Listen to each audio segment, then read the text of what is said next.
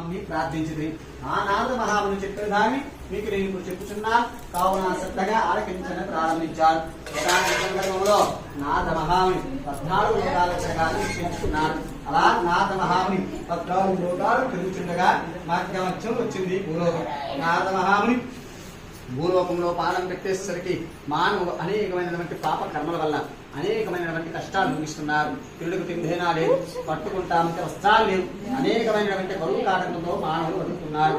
అయ్యో పాపం, ఈ మానవ కష్టాలన్నీ తీరిస్తే బాగుంటుంది కదా అని ఆలోచించి నేరుగా శ్రీమన్నారాయణ నారద మహాముని వైకుంఠంలో పాదం పెట్టేసరికి శ్రీమన్నారాయణుడు చతుర్భుజుడై తెల్లని శరీరం గలవాడై వక్రంతో విభూషణై శ్రీమన్నారాయణుని నమస్కరించు. మనసుతో ఊహించడానికి గాని మాటలతో వివరించడానికి గాని అతి రూపం గలవాడై కవిత శక్తి సంపన్నుడై ఆది మధ్యాంతరహితుడై నిర్వజ్ఞుడై సృష్టికర్తై భక్తుల కష్టాలు కోర్తులను తీర్చడిగే ఉన్నారు శ్రీమన్నారాయణుడు అని ఆ విధంగా స్తోత్రం చేయొచ్చు.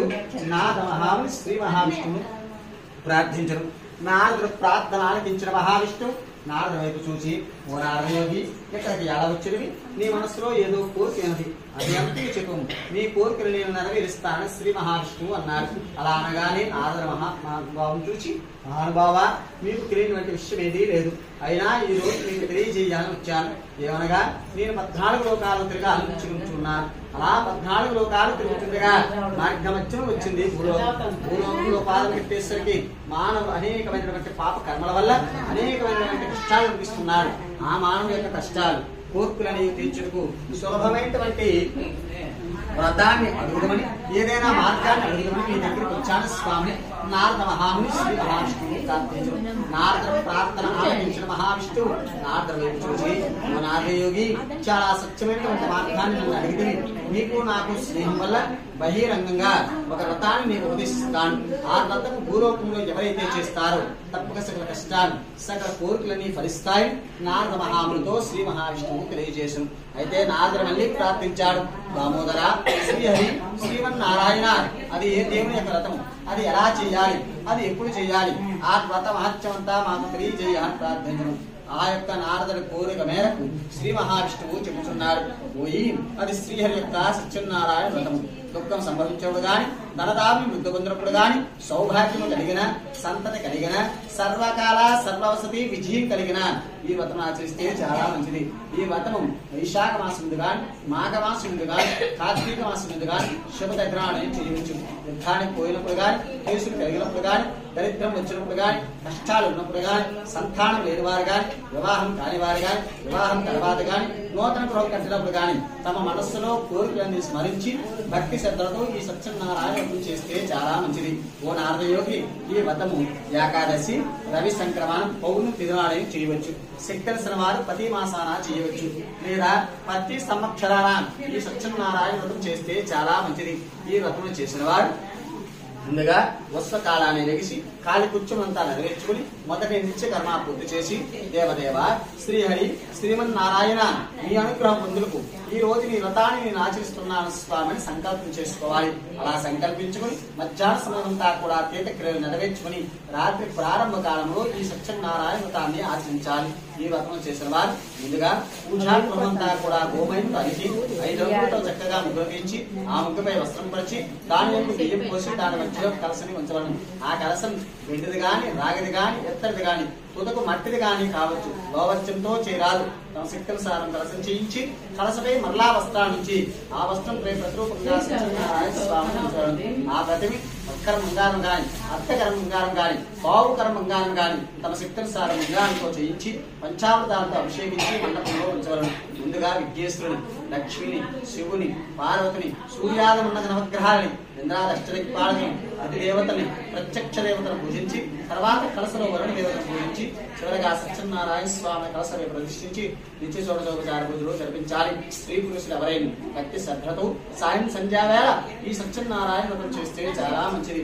ఈ వ్రతం చేసిన వారు బ్రాహ్మణుని, బంధువుని అందరిని తీసుకువచ్చి అరబండు, ఆవు నెయ్య, ఆవు పాలు, గోధుమ నూక, అది లేనిచో బియ్యం నూక, చక్కెర లేనిచో బెల్లం, ఇదనగా క్షీరం బావు చొప్పున ప్రసాదం సిద్ధం చేసి స్వామికి నైవేద్యం జరపగలను. నైవేద్యం జరిగిన తర్వాత బ్రాహ్మణులకు దక్షిణించి కథనాలకించి బ్రాహ్మణులతో బంధువులతో పుట్టించవలను.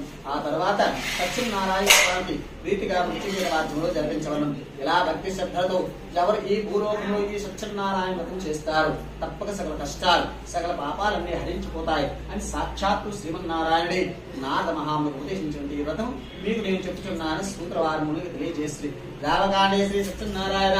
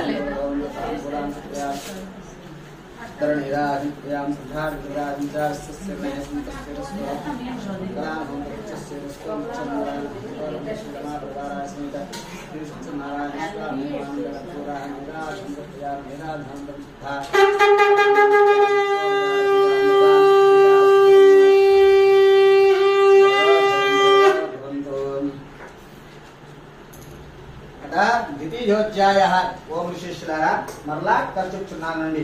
పూర్వకాలంలో తొలి ఈ వ్రతం చేసిన వారి కథ చెప్తున్నానండి. పూర్వకాలంలో కాశీ నగరం ఒక బ్రాహ్మణుడు ఉండేవాడు. ఆ బ్రాహ్మణుడు చాలా దరిద్రుడు. అతని యొక్క కుటుంబము చాలా పెద్దది.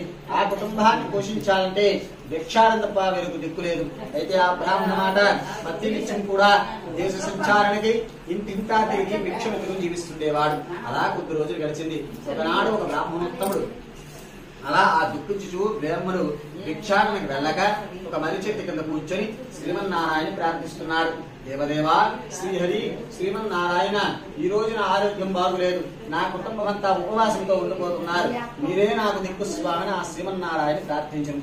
అయితే భగవంతుడు బ్రాహ్మణ ప్రియుడు కనుక ఆ బ్రాహ్మణ కష్టాన్ని చూసి ముసలి బ్రాహ్మణ రూపంగా అవతరించి అతని కలిసి ఇలా అడిగను. ఓ బ్రాహ్మణోత్తమా, నీవు చూడగా కుల వేదవాడలా ఉన్నావు, ఎందుకు ఇలా దుఃఖించుతున్నావు అని అడిగను. అంతా వేద బ్రాహ్మణుడు చెప్తున్నాడు. నేను అతి దరిద్రుడు, అతి కష్టాల్లో ఉన్నాను. నా యొక్క కుటుంబం చాలా పెద్దది. నా కుటుంబాన్ని పోషించాలంటే భిక్షాడం తప్ప వేరుకు దిక్కులేదు. నా కష్టాలు నా బాధలన్నీ తీర్చుకు సులభం ఏంటంటే మార్గం ఏదైనా ఉంటే ఉపదేశించవా అని వేద బ్రాహ్మణుడు వృద్ధి బ్రాహ్మణుడికి అడిగను. అంతా వృద్ధి బ్రాహ్మణుడు వేద బ్రాహ్మణ కష్టాన్ని చూసి ఓ బ్రాహ్మణోత్తమ, ఈ కలియుగంలో శ్రీమన్నారాయణుడు సత్యనారాయణ స్వామిగా అవతరించి మానవ యొక్క కష్టాలు కోరికలని తీరుస్తున్నాడు కనుక ఆ సత్యదేవుడికి వ్రతం చేయము, తప్పదని కష్టాలు కోరికలని ఫలిస్తాయని చెప్పును. వేద బ్రాహ్మణుడు మళ్ళీ అడిగాడు, ఆ సత్యనారాయణ వ్రతం ఎలా చెయ్యాలి, ఎప్పుడు చెయ్యాలి, ఆ వ్రత మహత్యమంతా మాకు తెలియజేయాలి ప్రార్థించను. ఆ యొక్క వేద బ్రాహ్మణుడు కోరిక మేరకు వృద్ధి బ్రాహ్మణుడు సత్యనారాయణ వ్రత మహత్యమంతా తెలియజేసి అక్కడ ఉన్నంత దానమేరు. వేద బ్రాహ్మణుడు కలిసి చూసేసరికి వృద్ధి బ్రాహ్మణుడు లేడు. ఇదంతా కూడా సత్యనారాయణ స్వామి నాకు ఎదురుగా చెప్పాడు కనుక ఈ సత్యనారాయణ వ్రతం రేపే నేను చేస్తాను సంకల్పించుకున్నాడు. ఆ రోజు రాత్రి ఉత్సాహం వల్ల నిద్ర రాకపోగా ఇంట్లో కాలం గడిపి పాత కాలాన్ని లెగిసి కాళి కుచ్చమంతా నెరవేర్చుకుని మొదటి నుంచి కర్మ పూర్తి చేసి దేవదేవ శ్రీహరి శ్రీమన్నారాయణ ఈ రోజు నీ వ్రతాన్ని నేను ఆచరిస్తున్నాను స్వామి కనుక నేను భిక్షాటనకి వెళ్తున్నాను. భిక్షాటనలో ఎంత ద్రవ్యం అయితే లభిస్తుందో ఆ ద్రవ్యముతో నీ వ్రతాన్ని నేను ఆచరిస్తాను స్వామిని ప్రతిజ్ఞ చేసుకున్నాడు. భిక్షాటనకి వెళ్ళిదేరు. ఆ ధర్మ ఆ యొక్క బ్రాహ్మణి ప్రతి ఒక్కరు కూడా పిలిచి దానాలు ఇచ్చారు. ఆ దానాల వల్ల ధనాన్నంతా సంపూర్చితో స్నేహితుల్ని బంధువుల్ని మిత్రులను అందరూ పిలిపించి భక్తి శ్రద్ధతో శ్రీహరి యొక్క సత్యనారాయణ వ్రతాన్ని ఆచరించారు. ఆ వేద బ్రాహ్మణుడు తన కష్టాల యొక్క సత్యనారాయణ వ్రతం చేయడం వల్ల మహద్దైవ సంపన్నులై అటు పాపాలన్నీ విముక్తి పొంది అత్యధిక మోక్షానికి పోయి కనుకన ఎవరైతే సత్యనారాయణ వ్రతం కష్టాలప్పుడు చేస్తారో తప్పక సకల కష్టాలు సకల కోరికలన్నీ ఫలిస్తాయని సాక్షాత్తు శ్రీమన్నారాయణుడు నారద మహాముకు ఉపదేశించారు. ఆ విషయాన్ని మీకు నేను చెప్తున్నాను. సూత్రవారు ముందు తెలియజేశారు. అప్పుడు మళ్ళీ ముందు అడిగారు, ఆ బ్రాహ్మణ వల్ల విని ఈ వ్రతాన్ని ఇంకా ఎవరు చేశారు, ఎప్పుడు చేయబడింది, అదంతా మాకు తెలియజేయాలని ప్రార్థించం. మునుల కోరిక మేరకు సూత్రవారు చెప్తున్నారు. ఇంకా ఈ వ్రతం ఎవరు చేశారు, ఎప్పుడు చేయబడిందో అదంతా చెప్తున్నారు రండి. ఒకనొక సందర్భంలో ఈ బ్రాహ్మణుడికి తన కష్టాలన్నీ తీరగా ప్రతి మాసాన సత్యనారాయణ వ్రతాన్ని ఆచరిస్తుండేవాడు. ఆ వీధుల్లోకి కట్టెలు అమ్ముకునేవాడు వెళ్ళాడు. కట్టెల మూట పట్టుకుని బ్రాహ్మణ గృహం వద్దకు వెళ్ళేసరికి బ్రాహ్మణ గృహం యంత్రభవనంగా మారిపోయినది. ఈ కట్టెలు అమ్ముకునేవాడు ఆశ్చర్యపోయాడు. ఈ బ్రాహ్మడు చాలా పేదవాడే, భిక్షమెత్తుకుని జీవిస్తుండేవాడే, ఎంత వేగం ఎలా ధనవంతుడయ్యాడని ఆలోచించి తన నెత్తిపోయినటువంటి పుల్లల మూట బయటపెట్టి లోపలికి వెళ్ళి మీరు ఆ యొక్క ఆ బ్రాహ్మణుని చూసి వర్తకుడు నమస్కరించి రాయను. ఓ కట్టెలు అమ్ముకునేవాడు ఆ యొక్క బ్రాహ్మణ్ణి అడిగను, ఓ బ్రాహ్మణోత్తమా, నీవు చూడగా కూడా పేదవాడు, భిక్షమెత్తుకుని జీవిస్తుండేవాడు, ఎంత వేగం ఎలా ధనవంతుడయ్యావు, నీవు చేస్తున్న పూజా విధానం అదంతా మాకు తెలియజేయాలని ప్రార్థించాను. కట్టెలు అమ్ముకునేవాడు కోరిక మేరకు వేద బ్రాహ్మణుడు సత్యనారాయణ వ్రత మహత్యమంతా తెలియజేశాను. కట్టెలు అమ్ముకునేవాడు బ్రాహ్మణుడు చెప్పిందంతా శ్రద్ధగాని దాహం పుచ్చుకొని ప్రసాదాన్ని సేకరించి భోజనం చేసి తన నగరానికి బయలుదేరాడు. కట్టెలు అమ్ముకునేవాడు తన మనసులో అనుకున్నాడు, నేను కూడా సత్యనారాయణ వ్రతం చేస్తే నాకు కష్టాలు తీరుతాయి కదా అని నిశ్చయించుకుని మరో నాడు ఉదయాన్నే కాలుపుచ్చుమంతా నెరవేర్చుకుని శ్రీనారాయణ ప్రార్థించాడు. దేవదేవా శ్రీహరి శ్రీమన్నారాయణ, నీ అనుగ్రహం పొందుటకు ఈ రోజు నీ వ్రతాన్ని నేను ఆశిస్తున్నాను స్వామి. నేను కట్టెల అమ్మడికే వెళ్తున్నాను. కట్టెలనే ధనంతో ఎంతైతే వస్తుందో ఆ ధనంతో నీ వ్రతాన్ని నేను ఆచరిస్తాను స్వామిని ప్రతిజ్ఞ చేసుకున్నాడు. కట్టెల అమ్మడికే బయలుదేరాడు. ఆ ధనం ధనవంతుడి వీధికి వెళ్ళాడు. మెల్లగా ఆ వీధుల్లోకి కట్టెల అమ్మడి మెల్లగా ధనవంతుడు వ్యక్తి అలా కట్టెలు అమ్ముకునేవాడు ఉన్నది అన్నింట్లో ఉన్నాయి.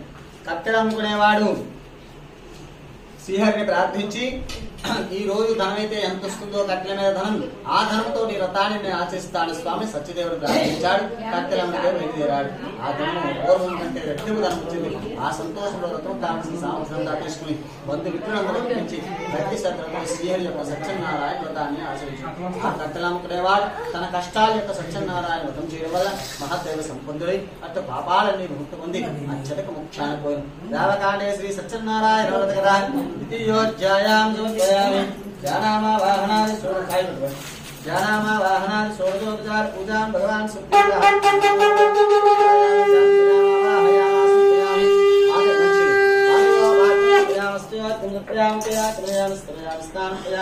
పంచామస్నానం ప్రయాం సుస్నానం ప్రయామి వస్త్రాత్మనంగారాత్మం ప్రయామి గంధం ప్రయామి ఆవరణం సర్వవర్ణాత్మనంగారాత్మం సదాం ప్రయామి ప్రయామి నారికేళాం ప్రయామి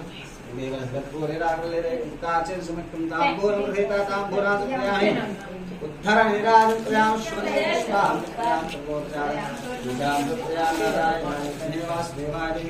तन्नाविष्णुप्रोद्यात् महादेवी जुद्भे विष्णुरत्ने विदन्तर्नोहं प्रचोदयात् समापरिवाराय समेते नारायण स्वामी नमः। अथ तृतीयोऽध्यायां प्रारम्भः। स्वनवदृष्ट्वायां सुप्रियां सर्वोपचारपूजां समर्पयामि। ఓ శిష్యులారా, మరలా కథ చెప్తున్నాను రండి. పూర్వకాలంలో వల్భాముడైనటువంటి రాజు ఉండేవాడు. ఆ రాజు ఇంద్రుని జయించి నిత్య సత్యవంతుడు. ప్రతిదినము కూడా దేవాలయాలకు వెళ్లి అక్కడ ఉన్నటువంటి దేవతామూర్తులు దర్శించి బ్రాహ్మణులకు దానాలు చేస్తూ వచ్చుండేవాడు. అంటే రాజుగారి భార్య చాలా సౌమ్యవతి, మంచి ఉన్నది. ఆ ఉన్నతమైనటువంటి దంపతులకు సంతానం లేదు. సంతానం పొందాలని అనేకమైనటువంటి యజ్ఞాలు, యాగాలు, వ్రతాలు చేస్తున్నారు. అయినప్పటికీ రాజుగారికి సంతానం కలగట్లేదు. అయితే సంతానం కలగట్లేదు. ఒక బ్రాహ్మణోత్తముడు రాజుగారిని చూసి, రాజుగారు మీకు సంతానం లేదు కనుక సత్యనారాయణ వ్రతం చేయండి, తప్పక మీకు సంతానం కలుగుతుందని పలికను. రాజు మాట, ఓ బ్రాహ్మణోత్తమ, నీవే వ్రతాన్ని జరిపించమని ఆజ్ఞాపించరు. రాజుగారి ఆజ్ఞ ప్రకారం భక్తి శ్రద్ధలతో పత్రాశిలా నదీ తీరున శ్రీహరి యొక్క సత్యనారాయణ వ్రతాన్ని ఆచరిస్తున్నారు. అలా రాజుగారు వ్రతం చేస్తున్నారు. బంధువులు, మిత్రులు, స్నేహితులు అందరూ కూడా వ్రతము చూసుకునే వస్తున్నారు. ఆ నదీ తీరం నుండి ఒక వ్యాపారి కొంత ధనాన్ని పడవలో నింపుకొని ఆ మార్గమధ్యమైన వ్యాపారానికి వెళ్తున్నాడు. ఆ రాజుగారు చేసినటువంటి వ్రతాన్ని చూచి పడవ ముందుకు తెచ్చి రాజుగారి దగ్గరికి వెళ్లి నమస్కరించి రాడిని, ఓ రాజుగారు, మీరు చేసిన వ్రతం ఏమి, దాని దాని ఏమి, అది ఎందుకు చేస్తున్నారు, అదంతా మాకు తెలియజేయాలి ప్రార్థించారు. వర్తకుడు కోరిక మేరకు రాజుగారు చెప్తున్నారు, పోయి నాకు రాజ్యమున్నది, సంపదన్నది, ధనధాన్యాలన్నీ ఉన్నాయి, కానీ నాకు సంతానం లేదు కనుక సత్యనారాయణ వ్రతం చేస్తే సంతానం కలుగుతుందట. అందుకు ఈ వ్రతాన్ని నేను ఆచరిస్తున్నాను మహత్యమంతా తెలియజేసింది. రాజుగారు చెప్పిందంతా వర్తకుడు శ్రద్ధగా విని రాజుగారితో అంటున్నాడు, రాజుగారు, నాకు కూడా కావలసినంత ధనం అది, అయినా నాకు సంతానం లేదు. కనుక మీరు చేస్తున్నటువంటి వ్రతాన్ని చూస్తాను. ఆ సత్యదేవుడు అనుగ్రహం వల్ల నాకు సంతానం కలిగితే తప్పకుండా నేను కూడా వ్రతాన్ని ఆచరిస్తానని ప్రతిజ్ఞ చేసుకున్నాను. అలా రాజుగారు చేసినటువంటి రాజుగారు చేసినటువంటి వ్రతం అంతా శ్రద్ధగా చూచి కథను ఆలకించి స్వామి యొక్క ప్రసాదాన్ని సేకరించి భోజనం చేసి తన భార్యకు కూడా ప్రసాదాన్ని పట్టుకుని రాజుగారి నమస్కరించి వ్యాపారానికి బయలుదేరు. వ్యాపారం అంతా నింపు చేశాడు. స్వగృహానికి చేరాడు వర్తకం. ఆ సావుకారి భార్య పేరు లీలావతి. ఆ యొక్క లీలావతికి సత్యనారాయణ స్వామి మహత్యమంతా తెలియజేసి స్వామి యొక్క ప్రసాదాన్ని ఇచ్చాడు. లీలావతి వెంటనే స్వామిని ప్రతిజ్ఞ చేసుకుంది. ఓ దయాకరమైనటువంటి శ్రీహరి, నీ దయవల్ల నాకు సంతానం కలిగితే తప్పకుండా నీ వ్రతాన్ని నేను ఆచరిస్తానని ప్రతిజ్ఞ చేసుకున్నది. అలా ఆ సత్యదేవుడు అనుగ్రహం వల్ల స్వామి యొక్క ప్రసాద మహత్యం వల్ల కొద్ది రోజుల తర్వాత లీలావతి తన భర్తతో సుఖించి గర్భావతి నవమాసములు మూసి 10వ మాసంలో కుమార్తెని కన్నది. అలా ఆ కుమార్తె ఆరుముద్దుగా పెంచుతున్నారు. నామకరణంగా కళావతిని పెట్టారు. కళావతి శుక్రపక్షిలో చంద్రుడి ప్రవర్తన ఎలా దినదినము పెరుగుతుందో కళావతి ప్రవర్తన కూడా అలా దినదినము పెరుగుతుంది. అలా కొద్ది రోజులు అయ్యాక సావుకారి భార్య సావుకారిని చూచి, కాదా మనకు సంతానం లేదు, సత్యదేవుడు అనుగ్రహం వల్ల సంతానం కలిగింది, ఇంకా ఆ వ్రతం ఆచరించకపోవడం కారణం ఏమి ప్రశ్నించింది.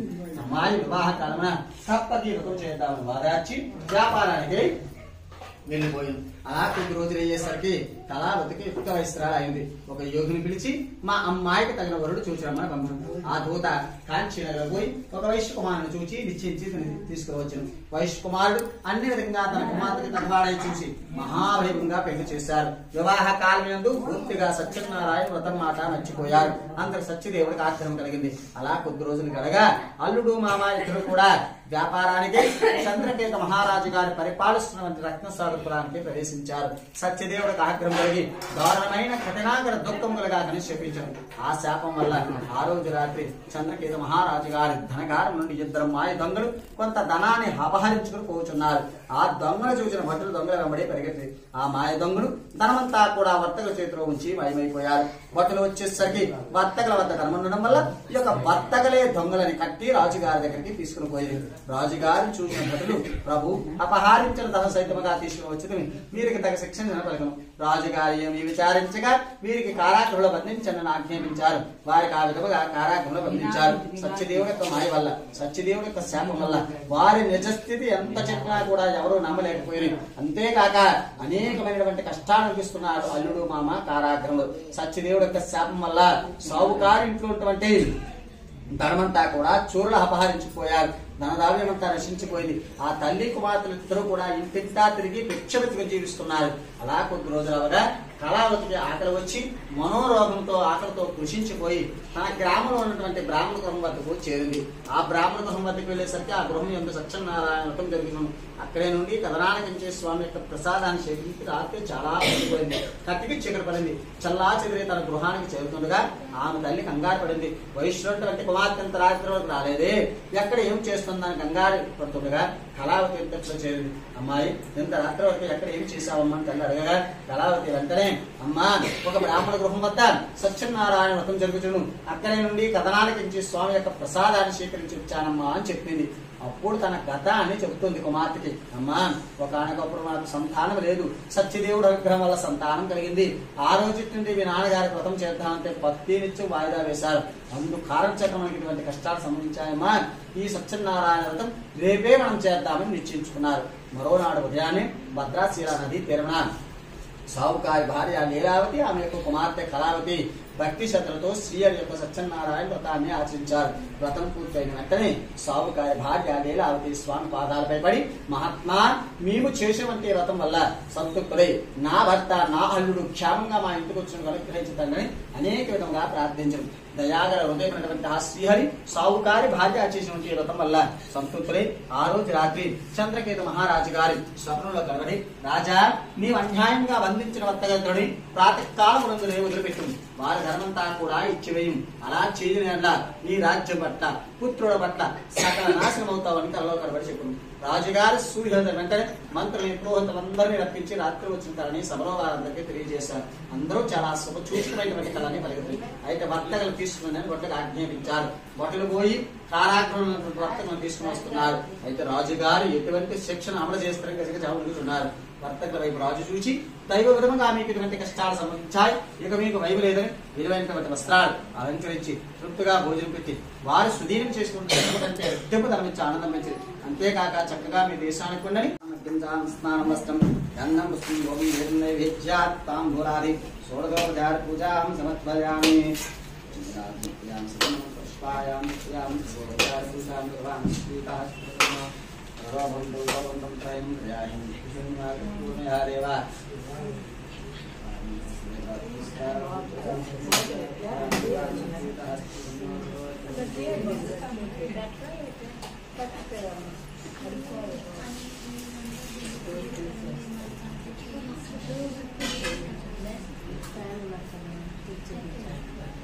నారికేలాది తాంబూలార్హేరాదిం సుప్యాం సరస్వరవాయ శ్రీకాశ్వరే నారాయణాయ నమః. తాంబూలార్హేరాదిం సరస్వరవాయ శ్రీకాశ్వరే నారాయణాయ నమః. సోజార పూజాం కరోమి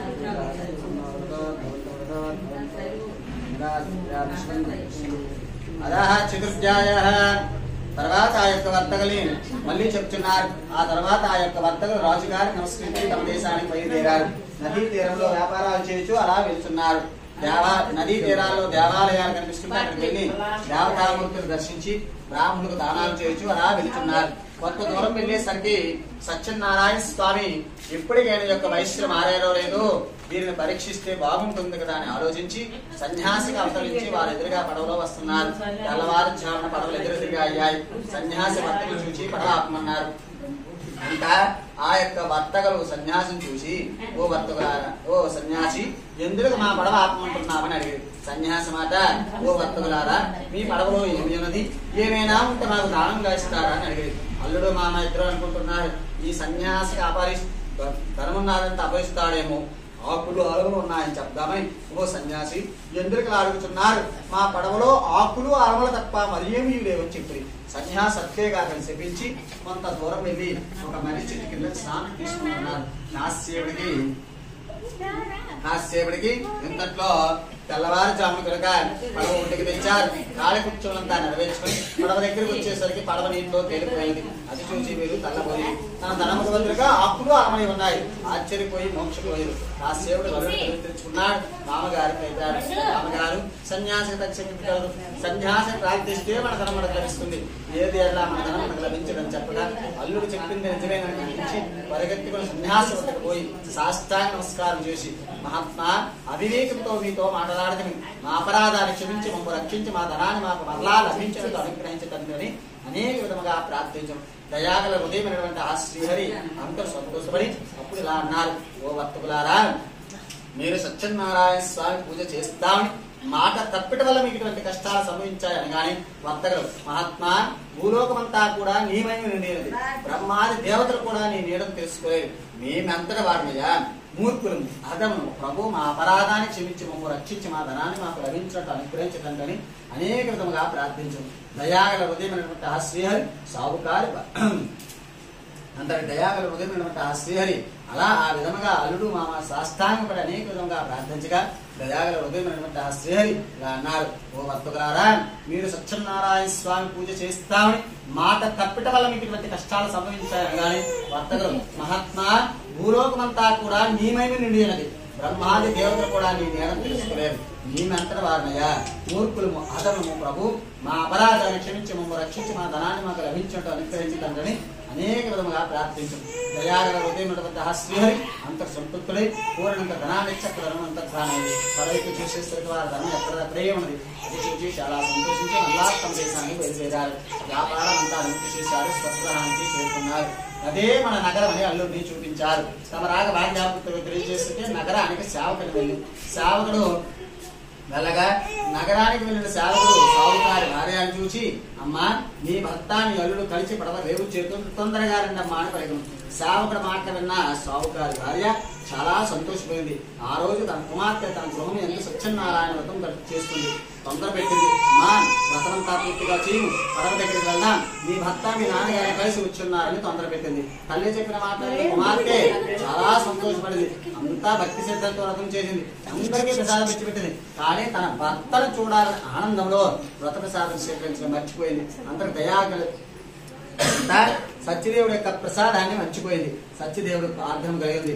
ఆ యొక్క సాగుగారి అల్లుడు పడవ తీరంలో మునిగిపోయింది. అక్కడ ఉన్న వారంతా కూడా ఆశ్చర్యపోయి దుఃఖిస్తున్నారు. లీలావతి తన కుమార్తెను కౌగిచుచూ చూడగా పడవ మునిగిపోయింది. ఇదంతా కూడా సత్యనారాయణ స్వామి యొక్క మహత్యమే, వేరుగా లేదని దుఃఖించదు. కళావతి మాట తన భర్త మృతి చెందాడు కనుక తన పాదుకు తీసుకుని తాను మృతి చెంది తాను నిశ్చయించుకుంది. ఇదంతా సాగుకారు చూచి అందరికి పిలిపించి తన అభిప్రాయాన్ని చెప్పాడు. నేను సత్యనారాయణ స్వామి పూజ చేస్తానని మాట తప్పిట వల్ల నాకు ఇటువంటి కష్టాలు సంభవించాయి కనుక నా శక్తి కొలది భక్తి శ్రద్ధలు ఎక్కడ ఈ నదీ తీరాన్ని వ్రతం చేస్తానని అక్కడే స్వామికి సాష్టాంగ నమస్కారం చేసి అనేక విధంగా ప్రార్థించడు. దయాగర హృదయం హాస్యాన్ని అంత సంతృప్తులై అప్పుడు ఆకాశం పోయి భర్త కూడా నీ కుమార్తె నా ప్రసాదం భుజించకుండా భర్తను చూసికే వచ్చింది. అందుకు కారణం చేత అలా జరిగింది. ఆమె ఇంటికి పోయి ప్రసాదాన్ని స్వీకరించి పడవ దగ్గరికి వచ్చేసరికి ఆమె భర్త సజీవంగా పైకి తిరుగుతారు. ఏమంటే వీళ్ళంతా చక్కగా ఉంటారని చెప్పగా ఆకాశం వినబడిన మాత్రమే కళావతి పరిగెత్తుకుని ఇంటికి పోయి ప్రసాదాన్ని స్వీకరించి పడవ దగ్గరికి వచ్చేసరికి ఆ భర్త సజీవంగా పైకి తేలున్నాడు. అది చూసి చాలా సంతోషించారు. తండ్రి గారు ఇంకా ఆలస్యం మేరకు ఎక్కడ ఈ నదీ తీరాన్ని వ్రతం చేద్దామని బంధుమిత్రులందరూ పిలిపించి భక్తి శ్రద్ధలతో వ్రతం చేసి అందరికీ ప్రజారందరూ పెట్టి తాము సేకరించి స్వగృహానికి చేరడం. అయితే సావుకారు బతికున్న కాలం పౌర్ణమి రసంక్రమాంతరం సత్యనారాయణ వ్రతం చేస్తూ అత్యంత దుఃఖానికి పోయి రేవగానే శ్రీ సత్యనారాయణ వ్రతగత చతుర్థ్యాయాం సమర్పయామి.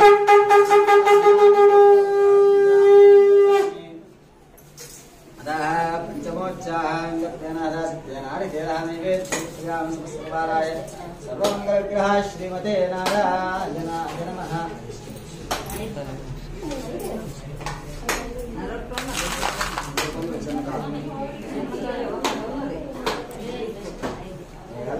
ప్రసాదం తీసుకున్నాను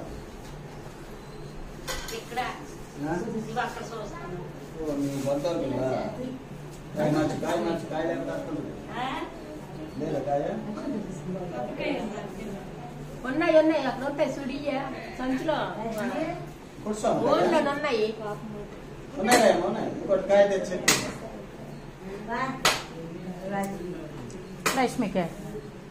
లక్ష్మి పాలం పిలుస్తుంది.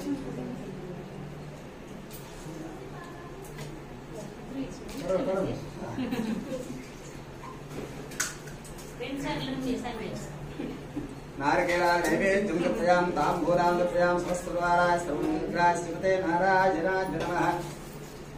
నిరాధింత్యాం సర్వోపచార పూజాం భగవాన్ సుప్రీతః మంత్రహేంద్రయాయ నమః దేవా